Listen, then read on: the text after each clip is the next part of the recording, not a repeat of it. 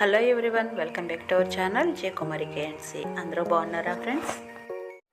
ఈరోజు రెసిపీ వచ్చేసి ఎంతో టేస్టీగా ఉండే పరమాన్నం ఎలా చేసుకోవాలో చూద్దామండి.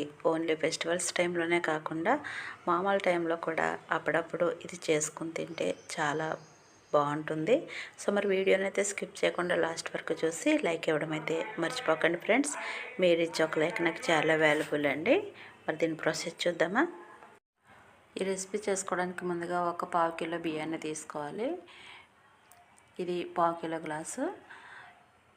అలాగే దీంట్లోకి ఫస్ట్ ఒక 2 స్పూన్ల సగ్గు బియ్యం నానబెట్టి పెట్టుకోవాలి. ఇప్పుడు ఈ రైస్ని నీట్గా కడిగి ఒక గ్లాస్ వాటర్ వేసి రెండింటిని కూడా ఒక 10 నిమిషాల పాటు నాననివ్వాలి.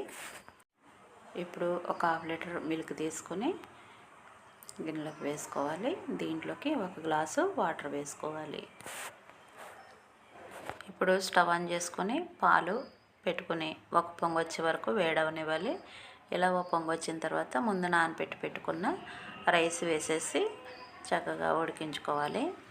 మనం ఈ రైస్తో పాటు కడిగి పెట్టుకున్న సగ్గు బియ్యం ఉన్నాయి కదా, అవి కూడా వేసేసి రెండింటిని కలిపి ఉడికించుకోవాలి.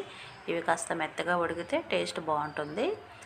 ఒకవేళ మనకి వాటర్ సరిపోలేదు అనుకుంటే కనుక మనకి కొంచెం దగ్గరికి అవుతున్నప్పుడు తెలిసిపోతుంది కదా, అలాంటప్పుడు కొద్దిగా వాటర్ యాడ్ చేసుకోవచ్చు. ఈ రెండింటిని కూడా ఒకసారి కలిపి కుక్ అవనివ్వాలి. ఇంకా ఇలా కొంచెం దగ్గరికి అయిన తర్వాత అడగట్టకుండా చూసుకొని ఒకసారి కలుపుకోవాలి. ఉడికిందో లేదో ఒకసారి చెక్ చేసుకోవాలి. ఇదైతే ఇంకొంచెం కుక్ అవ్వాలి. ఇప్పుడు చూడండి, రైస్ అయితే మంచిగా కుక్ అయిపోయింది, దగ్గరగా కూడా అయింది. ఇప్పుడు దీంట్లోకి కొంచెం ఇలాచి పౌడర్ వేసుకోవాలి. అలాగే దీంట్లోకి నెయ్యి కూడా వేసుకోవాలి.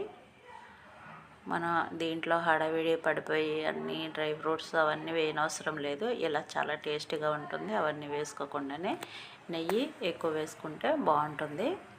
చూడండి, ఇప్పుడు స్టవ్ ఆపేసుకొని మనం బెల్లం వేసుకోవాలి.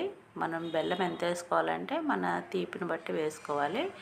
నేను పావు కిలో రైస్ తీసుకున్నాను కదా, పావు కిలో ఆ గ్లాస్తోనే ఆ బెల్లం కూడా దాంతోనే కొలుచుకొని దాంట్లోనే వేసుకున్నాను. ఇలా బెల్లం అంతా కరిగే వరకు ఒకసారి కలుపుకోవాలి. మనం స్టవ్ ఆన్లో పెట్టేసి బెల్లం వేసేస్తే పాలు అంతా ఇరిగిపోయినట్టు అవుతుంది కాబట్టి ఇలా వేసుకోవాలి. బెల్లం అంతా కరిగే వరకు ఒకసారి కలుపుకోవాలి. అలా ఇప్పుడు మళ్ళీ స్టవ్ ఆన్ చేసుకొని స్టవ్ మీద పెట్టుకుని కొంచెం వేడి తగలనిస్తే బెల్లం ఇంకా మంచిగా కరిగిపోతుంది అన్నమాట. ఇప్పుడు ఇందులో ఇంకొంచెం నెయ్యి వేసుకోవాలి. నెయ్యి ఎంత వేసుకుంటే అంత బాగుంటుంది ఇది. ఇప్పుడు ఇది కాస్త దగ్గరికి అయింది కదా, స్టవ్ అయితే ఆపేసుకోవచ్చు. మనకు చల్లగా అయ్యాక ఇంకొంచెం దగ్గరికి అవుతుంది. అంతే అండి, సింపుల్గా మనకి పరమాన్నం అయితే రెడీ అయిపోయింది. ఇప్పుడు దీనిపైన జీడిపప్పు ముక్కలు వేసుకుంటే ఇంకా బాగుంటుంది.